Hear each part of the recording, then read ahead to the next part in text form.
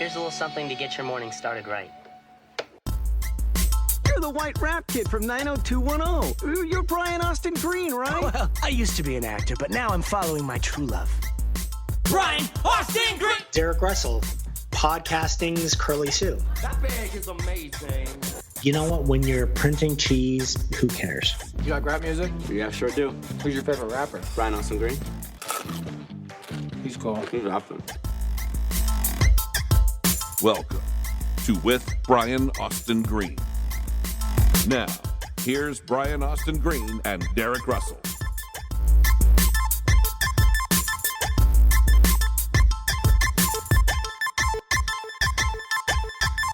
Hello, everyone. This is Brian Austin Green, and you are listening to With Brian Austin Green. And I am your host, and your other host is Mr. Derek Russell. Hello. He's here also, and we're back. I try to We've been be. gone for a while.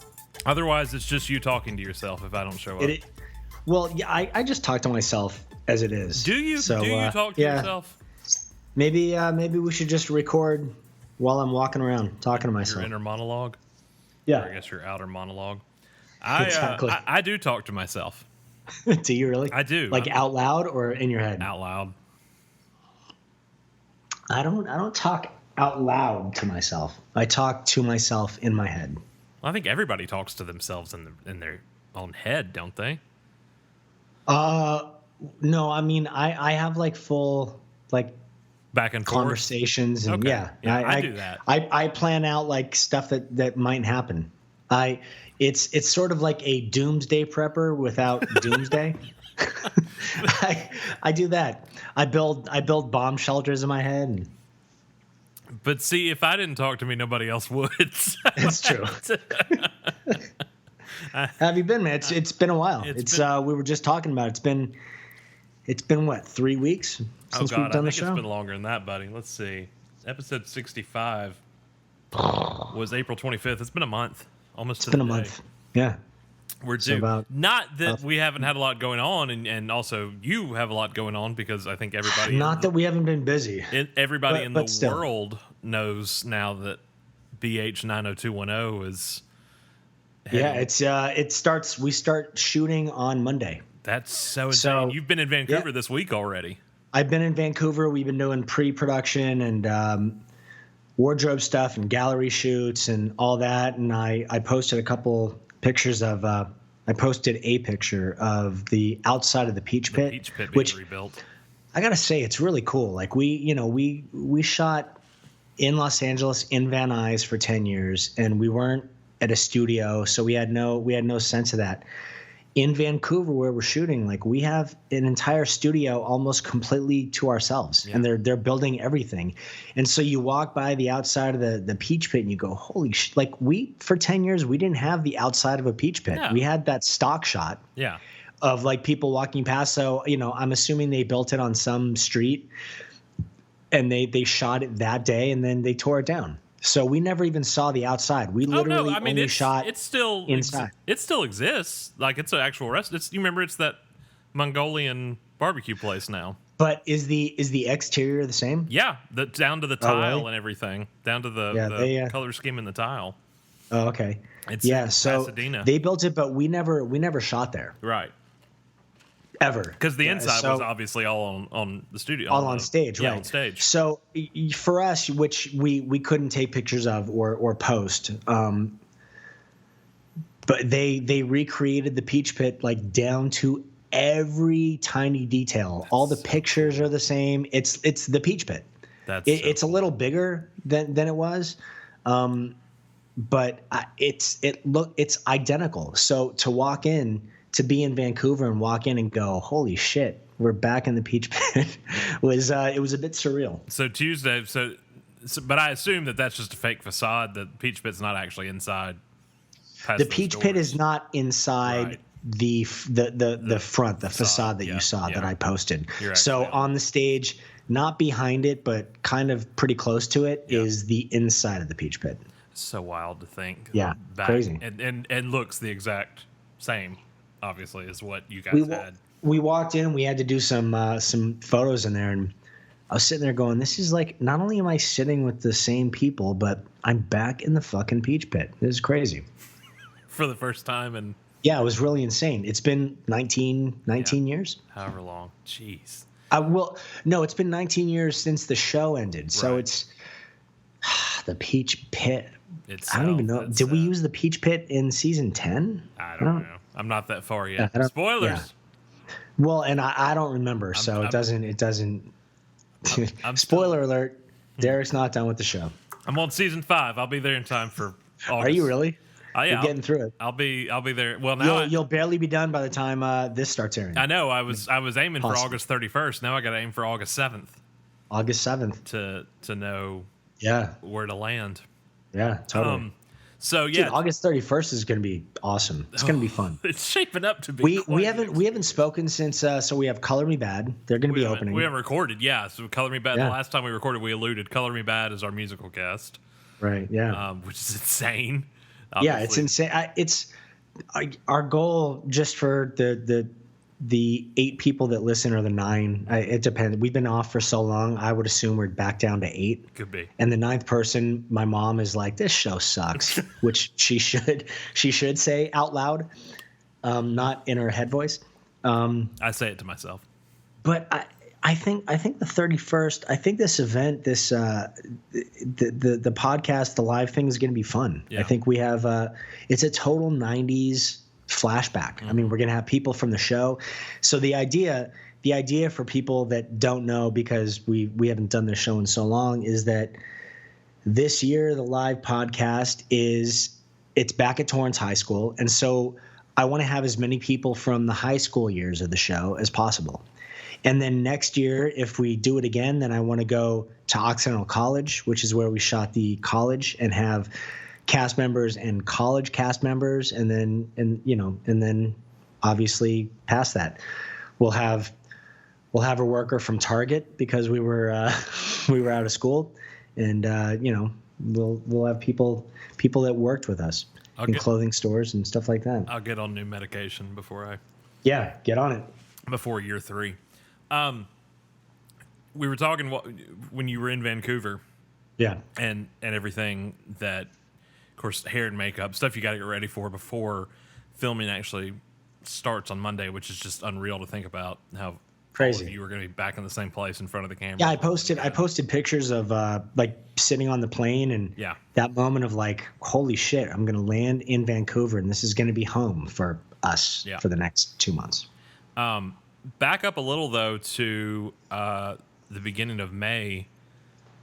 You guys met up. And That's a long time ago. I don't know if I can remember that far. You know my memory. You guys met up and did the promo there for a couple of days. You were doing that trailer, which has now gotten insane amounts of views in the first 24 hours. But even since then, it was like 18 million in the first 24 hours. And 8. That was our listeners. Yeah, So thank you. Our Thank you. 8 plus 18 million. Yeah, 18 million and 8. If you 18 million could listen to the show, that would be very beneficial. Maybe we could actually get Skype to Get sponsors? Yeah. I don't think Skype is going to sponsor us anymore. I think we've talked enough shit about Skype that they at this point they're boycotting our show. There's no such thing as bad publicity. You're in Hollywood, you know that. Good on you. Yeah. Good quote. Touche.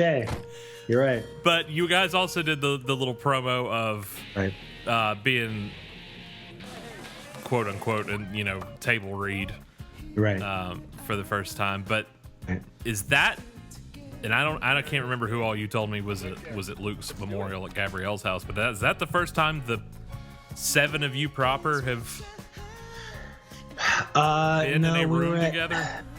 There was a lot of us were at Gabrielle's house, and then a lot of us there was another memorial for Luke at another house, and a lot of us were there. So that was the first time we had all as a collective sat down together. Yeah. But you've been with different people over the years, obviously. We know that, but I mean, in the past 2 events for Luke, I saw all the same people, so it wasn't. There was no sense of like, holy shit, it's been years, because it was like last week, right, the week before. But when the 7 of you sat down to do that, I mean, because so many other people were at those events. Yeah. How surreal was that for you? For all of you. The whole experience was surreal. Yeah. I mean, we were there, we were doing hair and makeup. We had already shot the one promo that you've seen that's got the 18 million and 8 viewers. the musical cues for the theme song. Which Right, I'm exactly. sorry, I just have to call bullshit on. I've seen your closet. You don't own a tie. I don't own a tie. No. That wasn't my closet. That's fucking bullshit. You're right. But welcome to the world we live in. Damn Hollywood. A lot of everything is bullshit. First of all, Damn it. Brian Austin Green, I know for a fact, doesn't own a tie. B, he's not going to own an electronic rotary. Yeah, I do own a tie, but I don't own enough ties where I would have an electric tie. That's very like corporate. I don't wear suits very often, so I don't have an electric tie thing. The batteries would be dead, and I'm sure exploded by this point inside all the corroded. inside of the machine. Something your 'cause I didn't grandfather use it. got you when you were in 8th grade. Thanks, Grandpa. I kept it all these years. No, I I got one when they first came out because I thought they were cool, and then never used it. I hang my one tie on it. Yeah, exactly. And it just goes around in circles. But you guys had already filmed that by that point when you came in for the second. Had already filmed it, but Yeah. the whole experience has been really surreal. Mm-hmm. It's people talk about it and they're excited about it, and we're excited about it also. But there's that. I don't know if it's because and I'm just speaking for myself. I'm not going to speak for anybody else because God knows I can barely speak for myself at this point.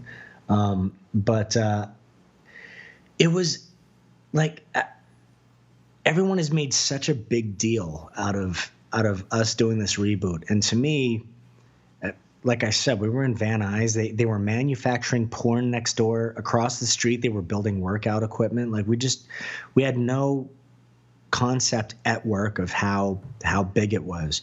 We had a concept when we went out places and we were in other parts of the world. But when we were at work, it was just like we'd go in and work and go home. Yeah. And this is like when you get there and you get to these promo shoots and they're big. I mean, there's a lot of people from Fox and from CBS so we had a table read and there were probably 50 plus people in the room, sort of an audience, and it was like we did the show for 10 years and we would sit in a table read and there would be like maybe 2 other people. Mm-hmm. So it's now we're doing promo shoots and it's like that one of us, everybody waking up and hearing the theme song and everything and stuff.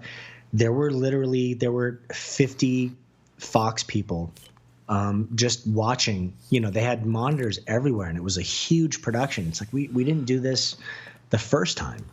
And so we were just in Vancouver and we were doing these photo shoots and we're recreating some of what they call iconic pictures from our show, which don't seem iconic to me because I remember, arguing about who was where and who was wearing and, who was wearing what dress and what shirt and like when we went to Torrance High School and you were like, hey, is it really nostalgic being here? And there was a part of me that was like, yeah, I remember waiting around that corner for action all the time. Like I have all those inside things. So we're doing these shoots and, of what they call iconic pictures. And it's like, they're not iconic to me because I'm in them. So it's sort of like, it's sort of like somebody calling something iconic, but you don't really connect with that word because you don't feel like you can be a part of something iconic.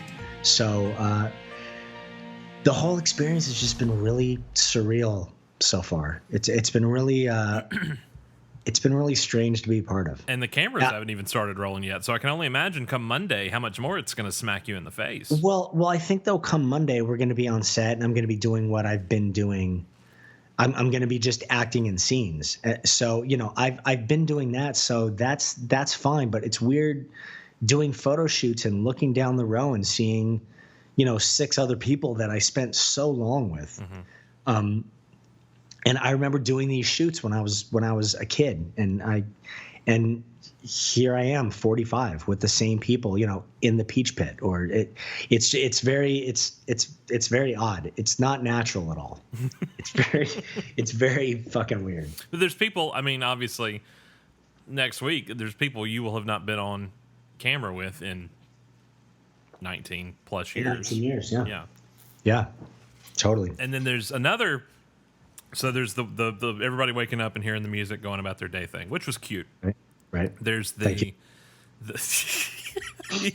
You're welcome. Thanks, I guess. Wasn't really patting you on the back for it, but fair enough. I'll take credit for it, though. Good. That was a Brian Austin So Green. what'd you think of it? A Brian Austin Green joint, right? He directed that one. Right. And the little reunion. I put around- joint on everything afterwards. Yeah. Not production. No, joint. joint. It's a Brian Austin Green joint. That's a bag. This is a Brian Austin Green joint. This is a bag joint right here. Yeah. Can't even focus. There's the show's around the stupid. table video. It's so stupid. We talk about nothing. Yeah, there's Crazy. the around the table. I can't believe we still have 9 listeners. The show's so stupid. It's amazing. 66 episodes later, it's a legacy. Crazy. Wait till the reboot of this happens in 20 years. Right. Exactly. Yeah. You thought that was You were like, surreal. "Hey, Nick." Where the hell are my teeth? Yeah. But there's also something with you finally got your own doll. Yeah. I don't know how I feel about that. You don't know how you feel about that? No, because I remember when the dolls were being made, I was really jealous that I didn't have a doll. Yeah. And then the dolls were done and I was like, God, thank God I didn't have a doll. Like looking back on it now, You're thank glad God now there's you no did- dolls floating around of me that people can play with. It's fucking weird. And then all of a sudden I show up at the promo shoot and there's a doll. Uh-huh. And they made full dolls. I mean, he looks like David Silver. Straight Thanks. up. Yeah. I mean, it's you in action figure form, but we've Yeah. not seen that promo yet. That Right. footage yet of what is happening. The miniature that Peach Pit. that picture was leaked. We weren't supposed to take pictures or do it much like the interior of the Peach Pit, but Yeah. I guess one of the crew guys just took it upon himself to snap a photo and post it. Oh well. So here we are. So is that now you've told me and now I can't remember. Is that part of the show or is that promo? No, it was just a promo. That was just a promo that we hadn't seen yet. Yeah. I think the main thing people were happy to know about, because it is different. People keep saying, and you've even said reboot. I've been calling it a meta boot. Yeah. Because of the And people are really confused, and some people are really like they seem to be outraged that we're not just doing a straight reboot. But I mean, our show is, the show itself, the original 90210 was groundbreaking in the sense that nobody had done that before. Nobody had done a teen drama, and so. What people I don't think realize is that we're going to do that again. They're going to get to see Kelly and Brandon and Donna and David and Andrea and all the characters in those places, those locations, doing scenes in their 40s. But we'll be playing those again. But the idea is that whereas before you only saw those episodes, this show will be it'll be a bit more behind the scenes. It'll be the process of making that show, which we plan on airing also. So we're actually eventually going to have episodes of the making of that we're doing, and then we'll also have episodes that are literally just reboot episodes that are just 90210 episodes. Episode 1101 or whatever. Yeah. Yeah. Exactly. Yeah. I still think it's a great idea, especially the fact, it's fun. I mean, for us as actors, it's hard. I don't want to just play David Silver anymore. Right. I spent 10 years doing that, and I've done tons of shit since then. And I understand that people love the character, and it's that's what Hulu's for and DVDs are for. Yeah. But this was a really cool way of doing something that we hoped would reach original OG fans and then reach people that that didn't care for the show, right? Because it's it's interesting and different, and so it is a reboot. It is a meta reboot. People just they seem to be getting really hung up on this like heightened versions of ourselves.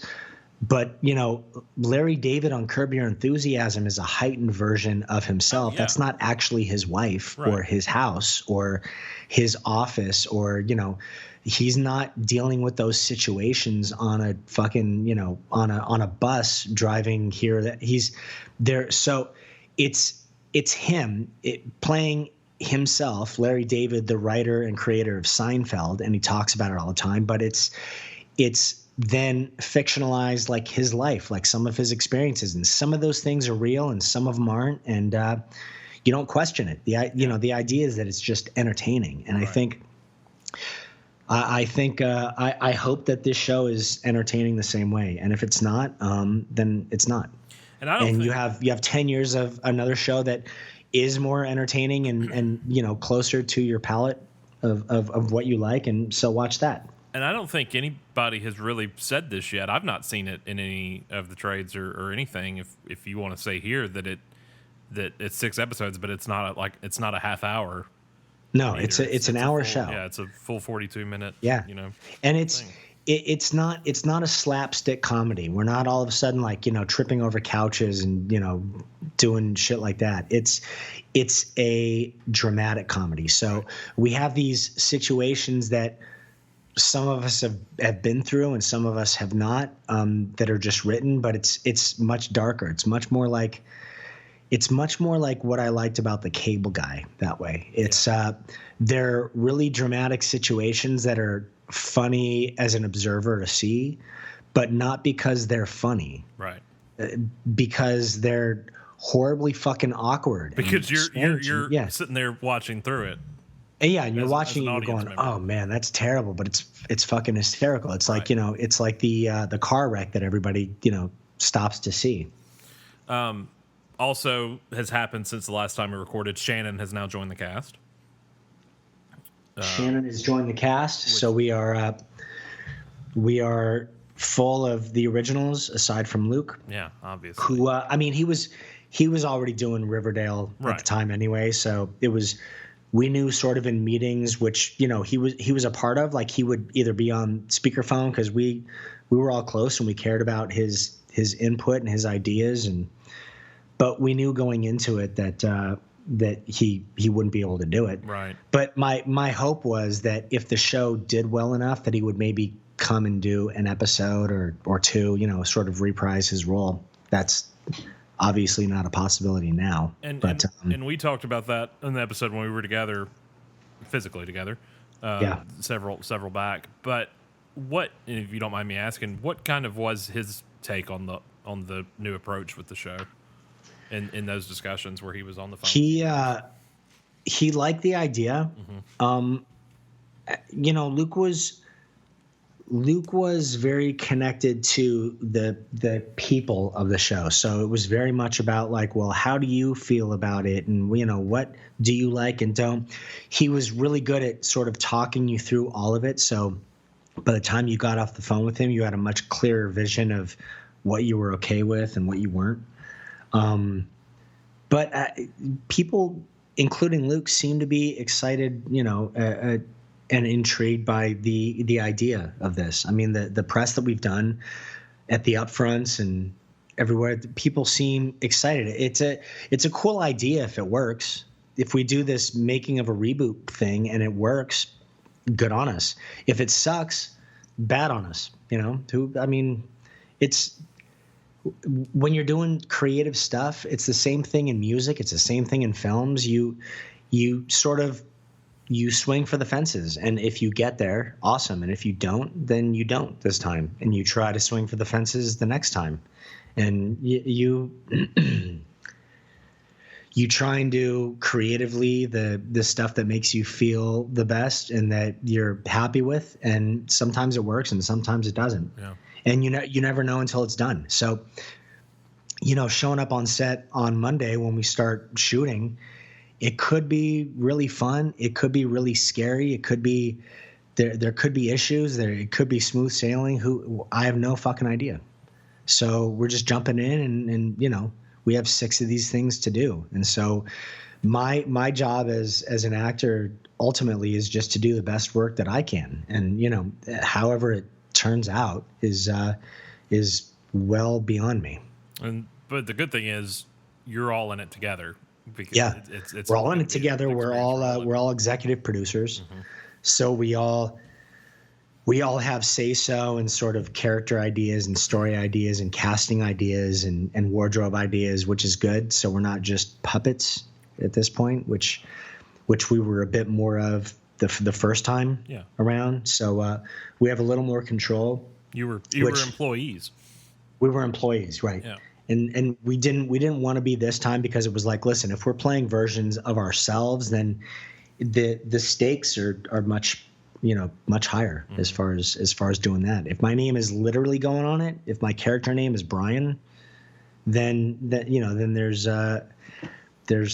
much more to worry about. It was a lot simpler when it was just David Silver. Right. Whatever you want. Yeah. It's David Silver. Dress him up in curtains. Yeah. Who cares? Yeah, put him in fucking umbrellas and awnings and all that shit. Awnings. Gabrielle, I think, and possibly Jenny have both been quoted as talking about how legacy, tribute will be paid to Luke in the series. Is that something that's done now that you guys have got the first episode right out of the way? Is that something that's done early on, or is that eventually paid homage later on? It's no, we talk about it in the first episode. Because going to do this, we've all already experienced that, but we don't make a fucking meal of it and a whole big thing out of it, as Luke would want it. He wouldn't want us to make a big deal about it.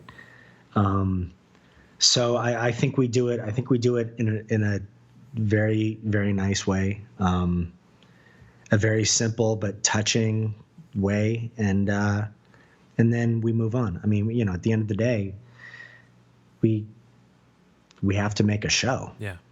Yeah. And, I miss him, and it's not because we're doing the show doesn't diminish what we've experienced and what we experienced with him. It's making a show it's when you watch it back, it seems magical, but we're just going to work, and we just happen to be doing a job that people have seen before and are curious about now. But it's like when you and I talk about the podcast, and we've been planning this for a year. We didn't plan this like after that happened. It was like, hey, now's a really good time to get this all together. Right. But it's easy for people to, experience it or think that's what happened because it makes sense. Yeah. But it's literally not at all what happened. You mentioned upfronts, going to New York a couple of weeks ago, being back in the press lines, being on stage.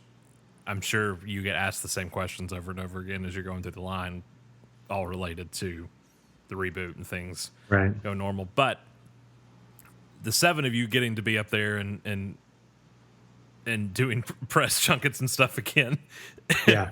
it was wild to watch. It was fucking wild to do. Yeah, I only imagine. It was the experience again was we did the upfronts, which was really surreal. Right.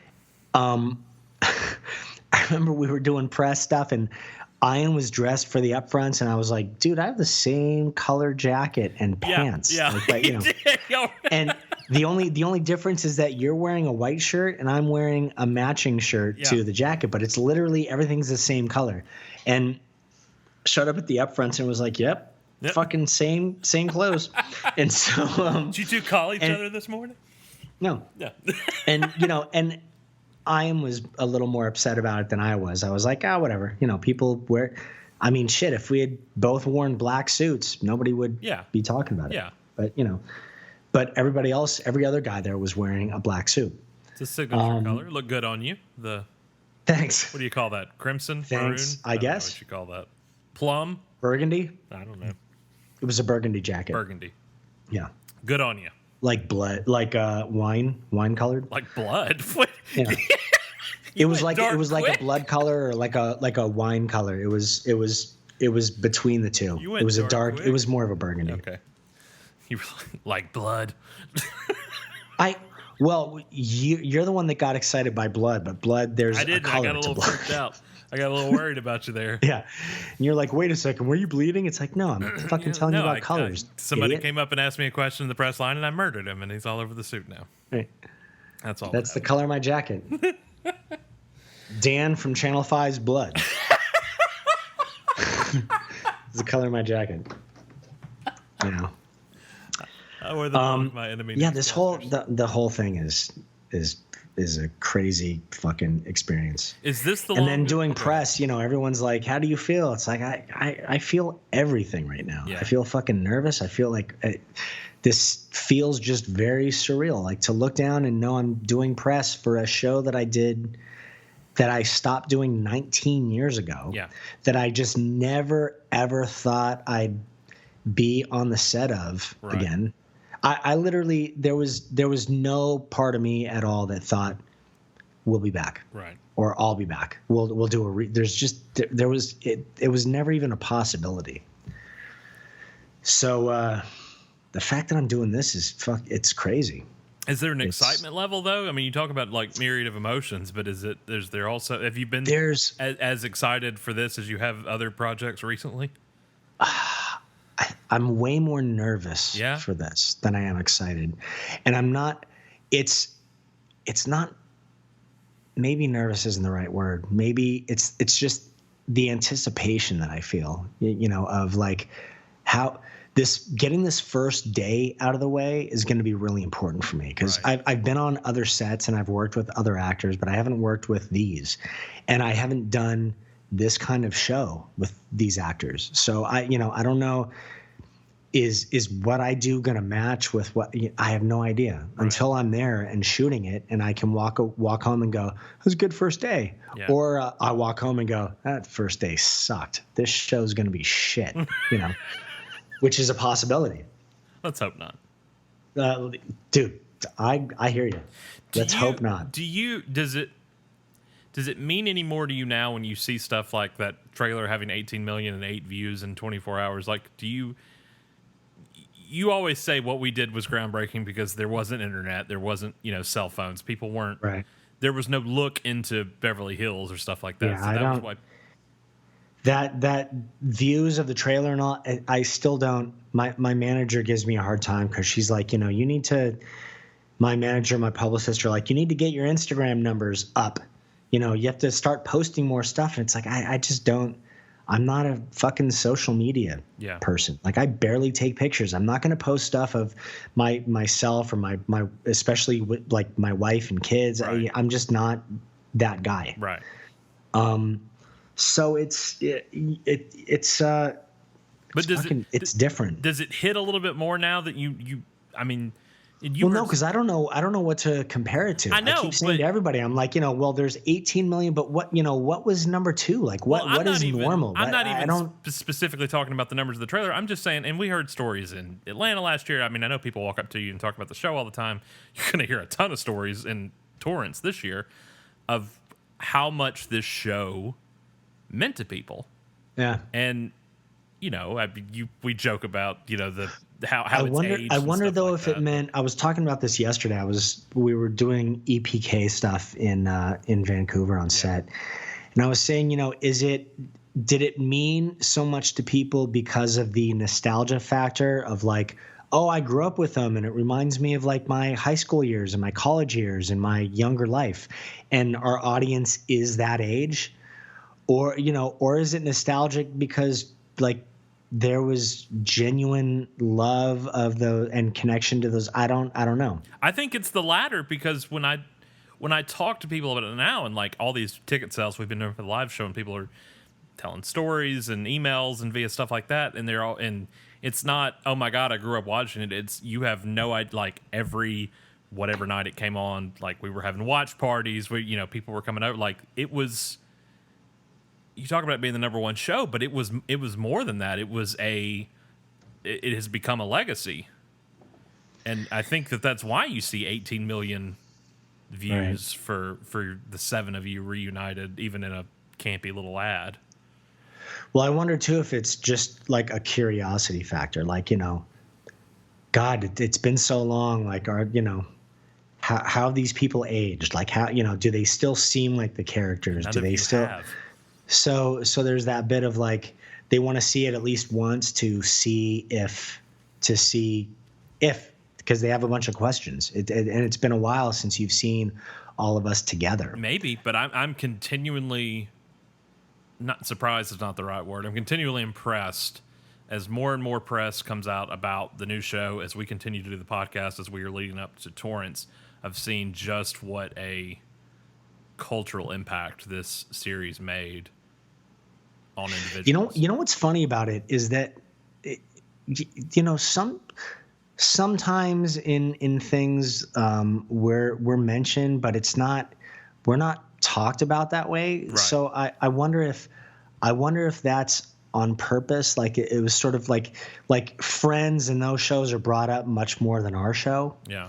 But it really was fucking groundbreaking at the time. Like it was silly, but that's what worked. I mean, kids were silly. Friends was about sort of an older generation of people dealing with stuff, which we grew up into. So I was a freshman on that show. Yeah. So it's a different experience, and there's, you never know who it's going to touch, and who grew up with it. And I mean, I know at the time when we were doing the show, we were reaching a bunch of people that I never expected. I remember doing a charity event, and Tom Hanks was there, and he had just won the Oscar for Philadelphia, and this was before Forrest Gump came out. Mm-hmm. And I remember I was so excited because we had to take a shuttle van from where we parked to the event. It was this like outdoor sort of carnival play thing, and I was running a booth with, I want to say with Tom, and then John Lithgow was in the booth like right next to us. Mm-hmm. So it was the whole thing was surreal. I was like, holy shit, that's like, Tom Hanks just won an Oscar. And so I got in the car, and in the van, the shuttle van, and I was all excited, to myself, thinking that's fucking Tom Hanks. And Tom turned to me and he was like, hey, can you sign something for my daughters? They're sitting behind me and they love you on the show. And I remember thinking like this, it was the same thing like when I met Stevie Caballero, who was a skateboarder when I was growing up. Yeah. And I used to ride on his decks. He was him, Tony Hawk, Christian Asoy. There was like this group of Lance Mountain. There was this group of skaters that just were superstars to me. And all of a sudden, I met Stevie Caballero at some event, and he was like, hey, can, me and my wife take a picture with you? And I was like, fuck no, you can't take a picture with me. Like, I'm going to take a picture with you. Take a picture with you? Like, no, you can't take a picture with me. I fucking grew up skating on your decks, motherfucker. Like, it's strange.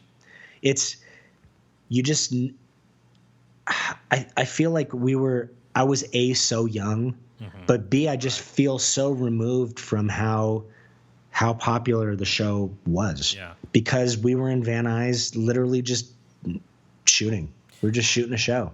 The other thing that kind of fascinates me, and it's taken me watching the show to realize it now in these last couple of months as I've started this watch, or this binge really, is the eight of you, Luke included, are so iconic to the series. I didn't even know watching until I started watching that, like, Shannon's gone at the end of season 4. Like, all these, like, the show went 10 seasons, but people come and go, and it's still you guys that people connect with the most. It's the original. It's those high school years and that original group of 8 that people latch onto so much. Yeah.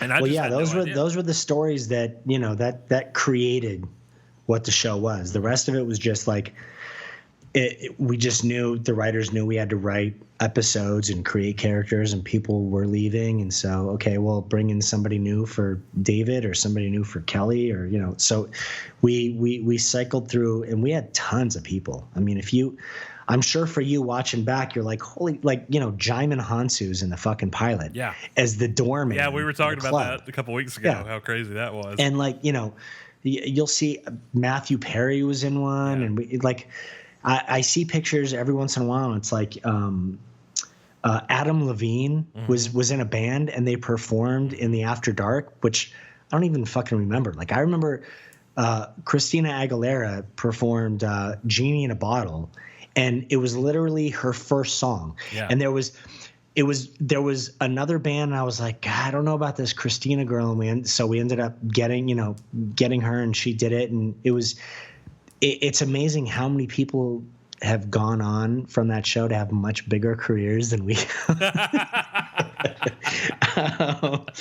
But it was a really good springboard for everyone else, just not for us. And don't say that, because look, you're back. You're standing in front of the Peach Pit being built all over. Playing the same fucking character I played.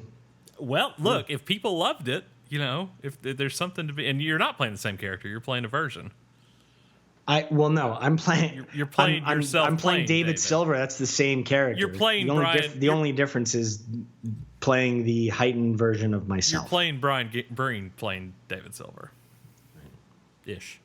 Right. So, and of course it's work, and but being in Vancouver, I mean, it's going to suck to be away from the kids and Megan. I mean, that's true for all of you, though. I mean, everybody's having to go north for this. Yeah.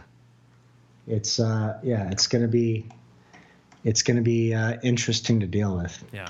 I never thought in a million years that our show, I mean, it's called Beverly Hills 90210. Like, how do you not shoot that in Beverly Hills? But apparently when you think, I mean, it was called Beverly Hills 90210 the first time, and we shot it in Van Nuys. Right.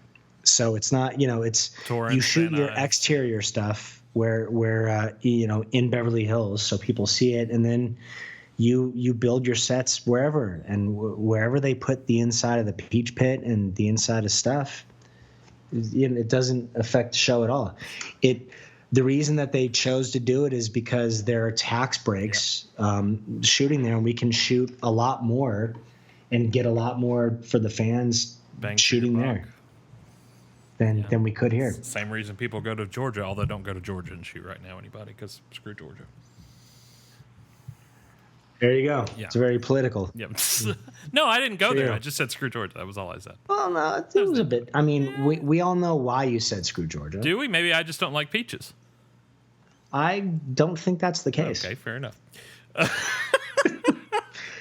I think you're trying to smooth over.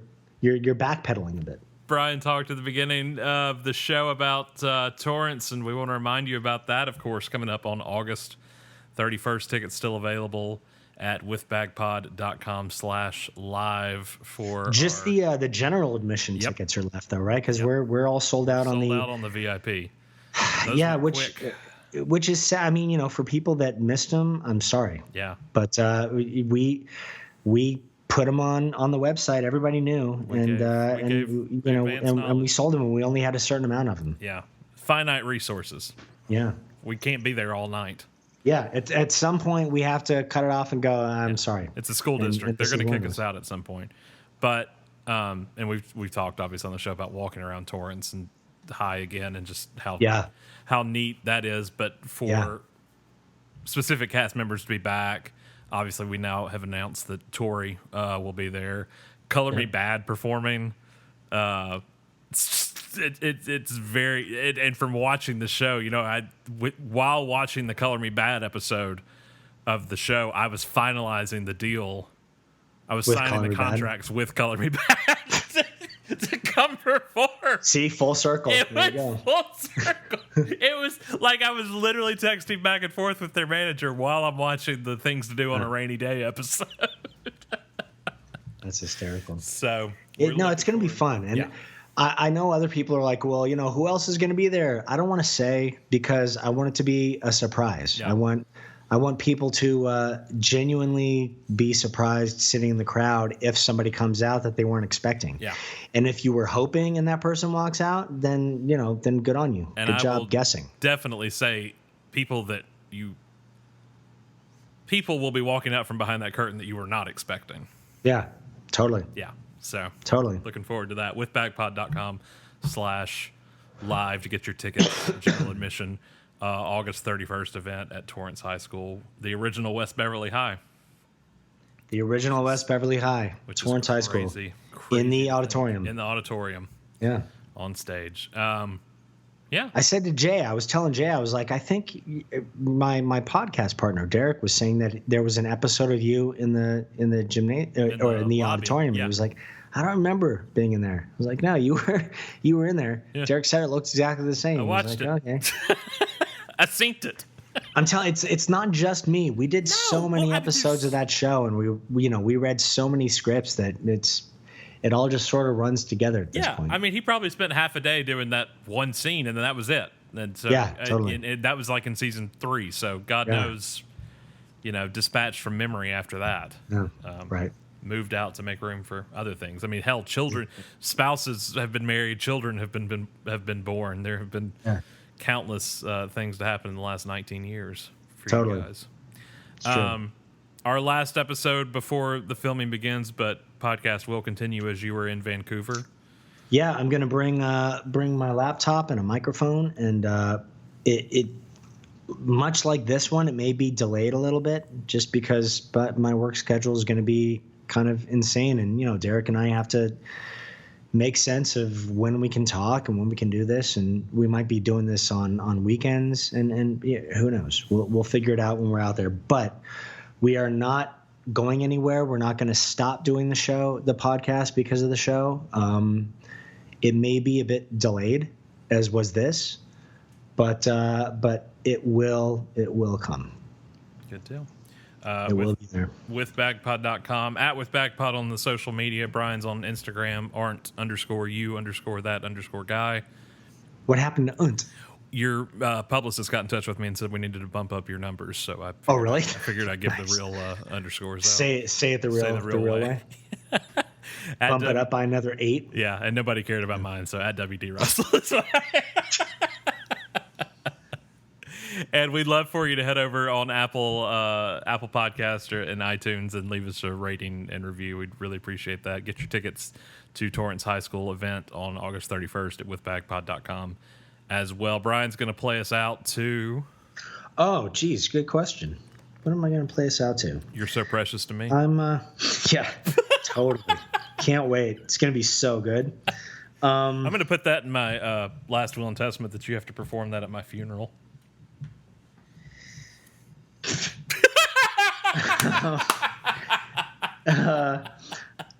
Then you have to. All right, so this is for. Did you just totally gloss over that completely? I did. Okay. Yeah. Because people have asked me to do that. I'm doing this. I'm on this this app called Cameo, which people don't. People are wanting some people you to still do that don't know about via Cameo. What? People are wanting you to perform that via Cameo. Yeah, oh, yeah. They're asking me if I can do.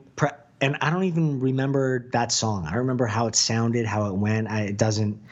That memory is long gone because I was acting. Yeah. So that's over. That I did it once and that was it. They recorded it and I moved on. It never saw the light of day. Never saw the light of day. Didn't release it as a single. Didn't tour with it. No. Perform it anywhere. Nothing. All right. So here I'm going to dig in the crates a little bit. Smith and Wesson is the name of the group, and the song is Bucktown. Got it. Playing us out, and yes. We will see you guys next time on With Brian Austin Green. Thank you for listening. Goodbye, everybody.